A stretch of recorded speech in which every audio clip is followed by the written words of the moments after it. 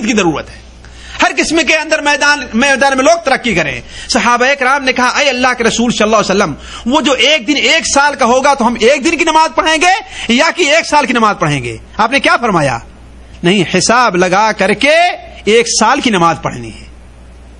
حساب لگا کر کے 1 سال، یعنی حساب لگایا 24 گھنٹے کا، 24 گھنٹے میں 5 وقت کی مسلمان نماز پڑھیں گے. تو وہ پہلے نکلے گا کہاں سے؟ خراسان سے، جہاں سے اس کی اتباع وہ لوگ کریں گے جن کی ناک چپٹی ہوتی ہے. آپ نے فرمایا جن کے منہ ایسے ہوتے ہیں گویا کہ چپٹی ہوئی ڈھال ہے، یعنی ان کی ناک چپٹی اور منہ چوڑے ہوں گے، پٹی ہوئی ڈھال جیسے ہوا کرتی ہے. اس کے بعد اصفہان آئے گا. اصفہان سے اس کے ساتھ کتنے یہودی ہوں گے؟ 70,000. اور آج 1 ہفتہ کے اندر اس بحث کے مطالعے سے میرے اوپر یہ بات واضح ہو رہی ہے کہ دجال کے خروج سے پہلے انشاءاللہ فلسطین سے یہودیوں کا خاتمہ ہوگا، اور ضرور ہوگا خاتمہ. لیکن ضرورت یہ ہے کہ ہم اپنے ان مسلمان بھائیوں کی جو وہاں پر موجود ہیں جیسے بھی ہو سکتا ہے ان کی مدد کریں، دعا سے ان کی مدد کریں، پیسے سے ان کی مدد کریں. اگر ہتھیار پھینک سکتے ہیں اس طریقے سے ان کی مدد کریں، لوگوں کو ابھار سکتے ہیں تو اس طریقے سے ہم لوگوں کو ابھاریں. جو آدمی لکھ سکتا ہے لکھ کر کے ان کی مدد کرے، جو بول سکتا ہے بول کر کے ان کی مدد کرے، جس کے پاس پیسہ ہے پیسے سے ان کی مدد کرے. اور یہ ہمارا حق ہے، ان مسلمانوں کا حق ہے ہمارے اوپر. اور اللہ تبارک و تعالیٰ سے دعا ہے کہ ان کی جو یہ خواہش ہے، ان کی جو یہ پلاننگ ہے کہ بیت المقدس کو ڈھا کر کے وہاں پر ہیکل سلیمانی تیار کرے، اللہ تعالیٰ ان کی یہ خواہش نہ پوری ہونے دے. تو ایک وقت ایسا آئے گا کہ ان یہودیوں کو بھاگ کر کے یہاں سے کہیں دوسری جگہ پناہ لینا پڑے گا، اصفہان وغیرہ میں. اور وہاں سے جب ان کا بڑا بابا آدم جس کا وہ انتظار کر رہے ہیں، اور ان کی کتابوں میں ہے مسیح ابن داؤد، کیا نام رکھا ہے اس کا انہوں نے؟ مسیح ابن داؤد، کہ وہ خارج ہوگا اور ہمارے دشمنوں سے ہمارا بدلہ لے گا. ان کی کتابوں میں یہ عقیدہ ہے، اسی لیے ساری تیاریاں کر رہے ہیں. اور ہم کہتے ہیں کہ ہاں وہ مسیح تو آئے گا، لیکن مسیح ابن داؤد نہیں بلکہ مسیح الدجال ہوگا، جو تمہارے ساتھ ہوگا، تمہاری مدد کرنا چاہے گا، لیکن مسلمان تمہیں قتل کریں گے اور تمہارے بابا کو بھی قتل کریں گے. صرف تمہیں نہیں بلکہ تمہارے بابا کو بھی قتل کریں گے. تو یہودی اس کے ساتھ ہوں گے 70,000 یہودی خراسان کے. اور اس کے بعد آئے گا تو مسلمانوں پر جب اس کا ظہور ہوگا تو پہلی بار وہ شام اور عراق کی کسی جگہ پہ مسلمانوں پر اس کا ظہور ہوگا. اور بعض روایات سے پتہ چلتا ہے سب سے پہلا شہر مسلمانوں کا جو ہے جہاں وہ پہنچے گا وہ کون سا شہر ہے؟ عراق کا بصرہ شہر ہے. سب سے پہلے شہر مسلمانوں کا جو ہوگا وہ کہاں جائے گا؟ وہ بصرہ ہوگا. اور وہاں سے صرف ایک جگہ پہنچنے کی اس کی خواہش ہوگی. وہ کون سی خواہش ہوگی؟ کہ وہ مدینہ منورہ مکہ مکرمہ پہنچ جائے. مدینہ منورہ اور مکہ مکرمہ پہنچ جائے.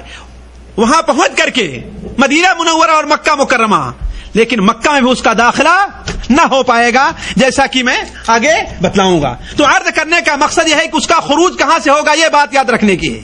کہاں سے نکلے گا؟ وہ خراسان سے نکلے گا.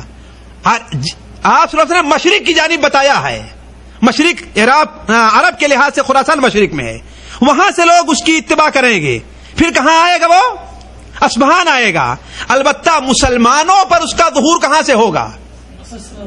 بصرہ. سب سے پہلے شہر بصرہ جو عراق کا شہر ہے، یا شام اور عراق کے کسی جگہ پر اس کا ظہور ہوگا، اور وہاں سے مسلم علاقے کے اندر وہ فتنہ فساد مچانا چاہے گا. ایک چیز اور نوٹ کر لیں، دجال کی صفات کیا ہوں گی؟ دجال پہچانا کیسے جائے گا؟ اور ضرورت ہے کہ یہ بات ہم اور آپ اپنے بچوں کو بتائیں، اپنے ساتھیوں کو بتائیں. کچھ نہیں کہا جا سکتا 1 ہفتے کے بعد دجال کا ظہور ہو جائے. خصوصاً اس وقت دنیا کی جو صورتحال ہے کہ مسلم قوم کی ذلت اپنی انتہا کو پہنچ چکی ہے، اور جب کوئی چیز اپنی انتہا کو پہنچتی ہے تو اللہ تعالیٰ کی غیرت جوش میں آتی ہے اور مسلمانوں کو بچانے کے لیے کسی ذات کو پیدا کرتا ہے. تو ممکن ہے، ہو سکتا ہے وہ ذات کون سی پیدا ہونے والی ہو؟ مہدی موعود کی ذات ہو، جس کے زمانے میں حضرت عیسیٰ ابن مریم نازل ہوں، اور عیسیٰ ابن مریم علیہ السلام لوگوں کے ساتھ مل کر کے دجال کا خاتمہ کریں. تو کچھ نہیں کہا جا سکتا ہے. اس لیے ضرورت ہے کہ یہ چیزیں، یہ باتیں عام کی جائیں اپنے ساتھیوں میں، اپنے بچوں میں، اپنے دوستوں میں، اور اپنے خاندان کے اندر یہ چیزیں عام کی جائیں. تو دجال کی کچھ صفات کیا شیخ وقت نہیں ہے؟ ختم کریں اب؟ اچھا، مختصر طور پر یہ دیکھ لیجئے دجال کی صفت کیا ہے. اس کے بال گھنگرالے ہوں گے، ناٹا قد ہوگا، بھاری بھرکم جسم ہوگا، بڑا موٹا سا جسم ہوگا، اس کی پڈلیاں ٹیڑھی ہوں گی، اس کی ایک آنکھ بالکل برابر ہوگی، آنکھ کی جگہ ہی نہیں ہوگی، اور آنکھ کی جگہ پر ایسا ہوگا گویا سفید دیوار پر کسی نے بلغم تھوک دیا ہے، سفید دیوار پر کسی نے بلغم تھوک دیا ہے. اور دوسری آنکھ بھی اس کی عیب دار ہوگی، اور بالکل اندر نہیں ہوگی، بالکل باہر نکلی ہوئی ہوگی، اور ازرق گویا کی نیلا رنگ اس کے اندر پایا جائے گا، اور ایسے چمکے گی گویا کہ وہ تارا ہے. یعنی دجال کی دونوں آنکھیں کیا ہیں؟ عیب دار ہیں. ایک آنکھ تو کیا ہوگی؟ بالکل ہی مٹی ہوئی ہوگی، اس کی جگہ پر صرف ایسا محسوس ہوگا کسی نے سفید دیوار کے اوپر بلغم تھوک دیا ہے کہ نہیں ہے؟